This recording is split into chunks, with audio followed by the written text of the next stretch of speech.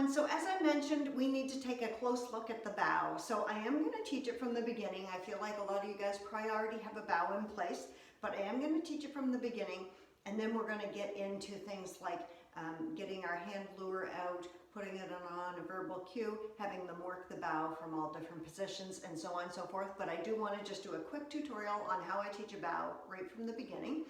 I am going to lure it, and I'm going to move the camera so that you can see what I'm doing with Reggie.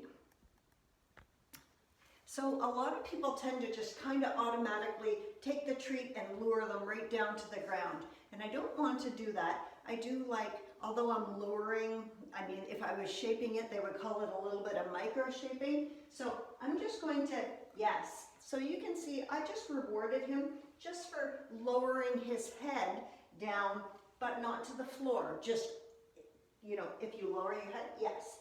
So what I want to do is I want to lower his head and gradually go a little bit lower, but I want to get 3 or 4 treats in just for lowering his head. And you can see his shoulders are just starting to lower a little bit, but I don't want to push that right off the bat. I don't want to push that he has to go right down to his elbows yet. I want him to get lots of rewards for just getting into a lower position of lowering his head. If we push it too quick and automatically go right to the ground, lots of times we get them dropping their bum or going off to the side, and we want a really nice, oh no, sorry to say, I didn't have all my lights on. We want a really nice, where we just lower their head somewhat to the floor, get them in a pretty nice stand position, and lower to the floor. Okay, so now I'm going to increase my criteria. So I broke it down small enough that I'm going to increase to where I start to see his shoulders go, or sorry, his shoulders relax down, but his elbows touch the floor. Yes, good boy, yes, yes. And then I've got to pull out of that position so that I don't get a bum down. So if I stayed with lots of pressure over top of him, there's a good chance if I don't do something, he's going to just drop his bum, although he's not. But most of your dogs, if you leave that pressure over top of them, it only makes sense that they're going to drop their bum. So how we stop that from happening is we get them into their bow position, and then we get right out of it. So you guys would probably be standing up and just step back. So what happens is they stand up to see where you went to, or to kind of come to where you are.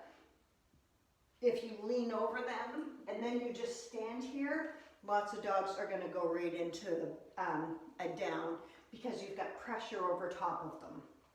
So this is what I want for now, is you just doing a little bit of micro luring, we'll call it, and you just start fairly low, and then all that you're doing by breaking this down tiny is you're just setting yourself up for success of this nice high bum, elbows down on the floor, bow. You're not going to get any other messy stuff. You're not going to get any other messy stuff that can happen when you try. Like I think I even used to teach it, or I know I used to teach it, that I put the treat right to the ground and sometimes would push it in between their paws, which would make them kind of, or you pulled it out. I don't do any of that anymore. I just do little tiny increments until I get a nice lowering of the back, the bum straight up, and then lots of rewards for that position. And it just sets you up for success a little bit better. So go ahead and try that. Once I see everybody's bow, we'll go ahead and we'll start proofing it and getting our lure out and putting it on a verbal, because this is one we're going to need to put lots of work into, because it's used at the end of every rally free course. And again, you tend to use it at the end of a lot of freestyle routines, and it's really cute behavior to have. So have fun with that one.